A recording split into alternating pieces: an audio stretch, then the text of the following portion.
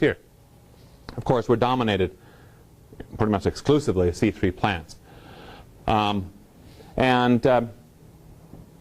You know, we talked about Landsat. We talked about Landsat, right? That satellite. When does Landsat go over? What's its overpass? You have any idea when that is? Plus or minus an hour of solar noon. Right around here, pretty much 11:30. I think it's 11:35 is the average of like 63 scenes that we have here in the GIS center we analyzed, right? So, okay, about noon, okay?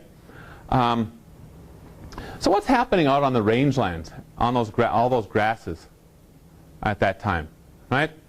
Well, what we're seeing in some other research that Linda Tedrow did with me with some MODIS imagery looking at annual fluctuations in NDVI, we started seeing a spike of photosynthetic activity in the spring of the year, all the green ups happening, and then the photosynthetic activity declines. We get a trough in June, July, first part of August, and then sometimes, if we had sufficient amount of rains, late August and early September, we'd see another green up period.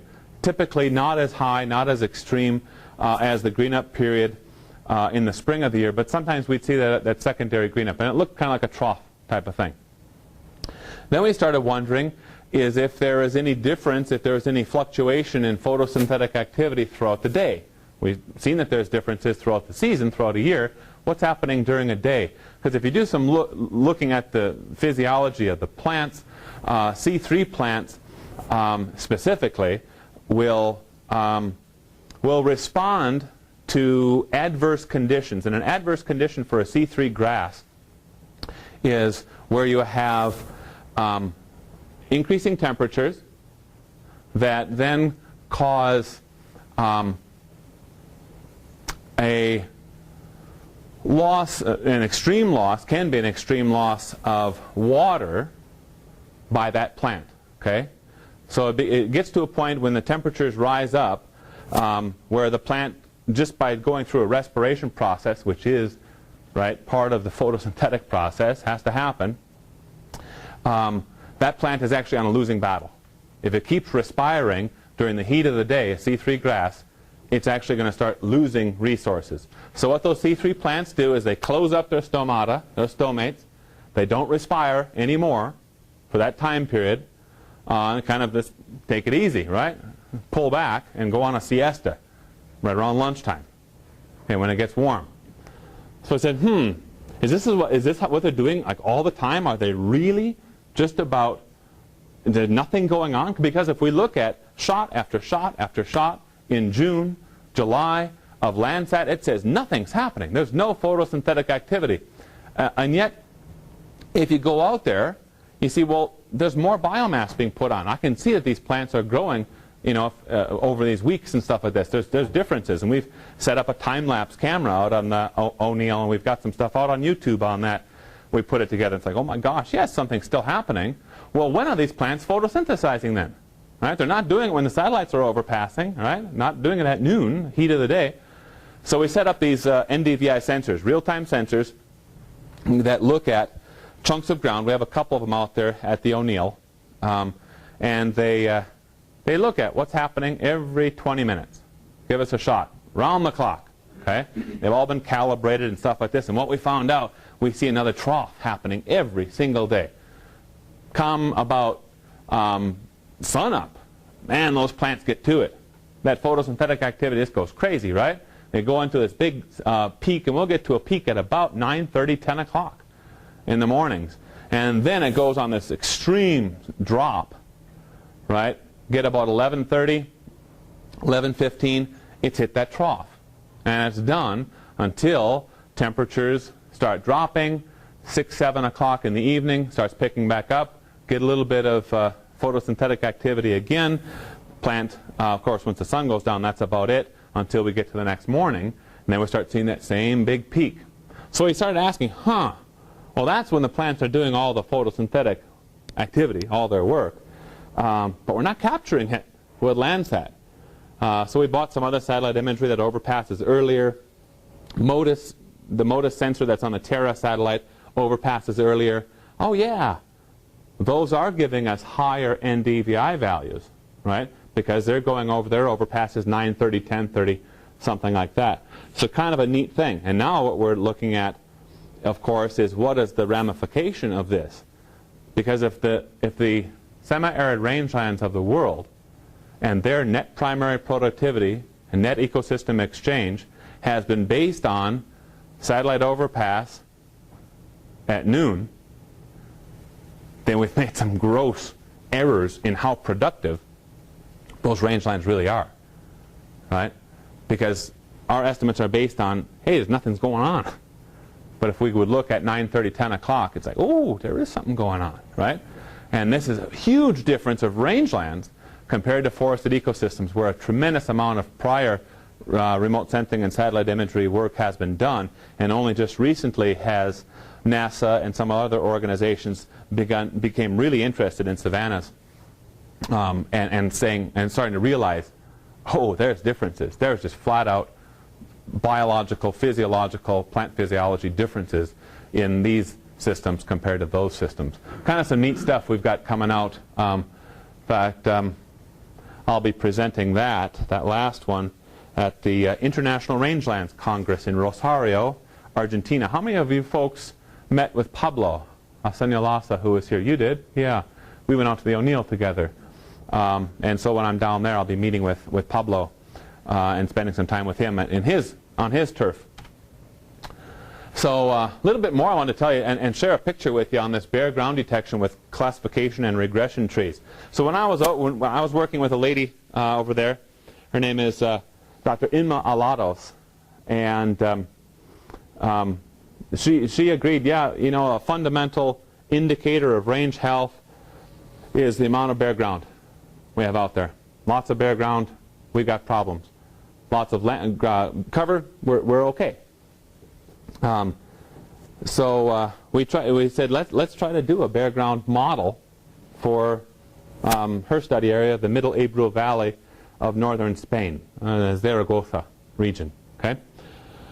And so she sent me transect data. We purchased some spot imagery. We were working tremendously with spot in this study, and started putting out some models using classification regression tree. The independent validation said, you know, it's not doing too well. It's 60, 70, maybe 70% overall accuracy, and what we're really interested in, the bare ground, was 50, 60% accuracy. Something's not right.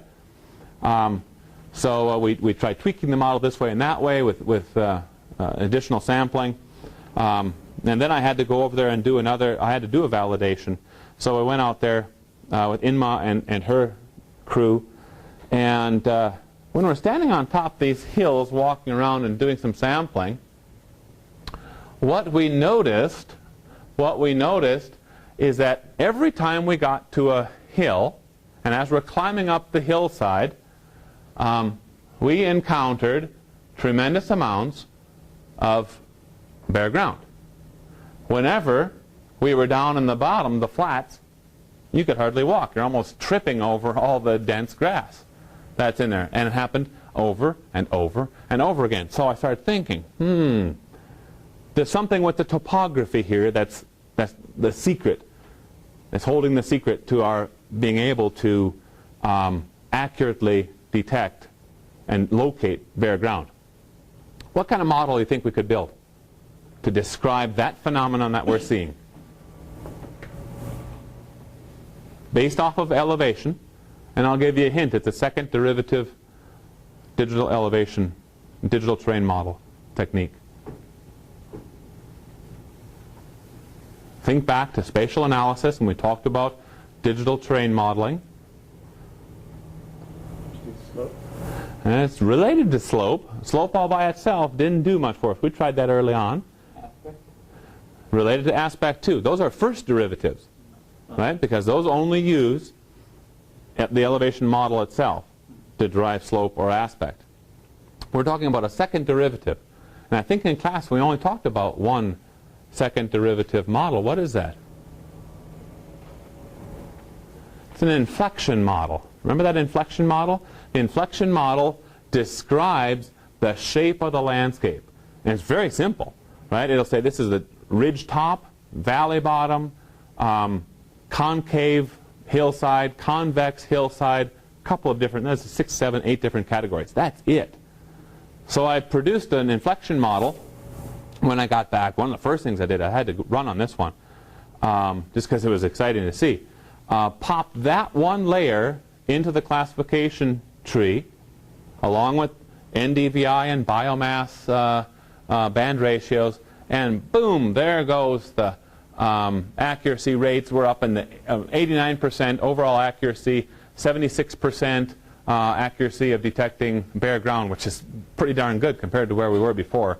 And it's like, there we go, we got it. See, it's that little piece that when you're out in the field, you're looking around, you can see something's happening, right? You can just see it. And what you got to do is you got to say, how can I describe the same thing that I can see, feel, and I know is happening? You got that gut feel for what's happening. How can you make that? How can you describe that same thing with GIS in some sort of layer? And the inflection model is one that did it for us. Okay. So more questions. We talked about proximate drivers of change, forms of disturbance.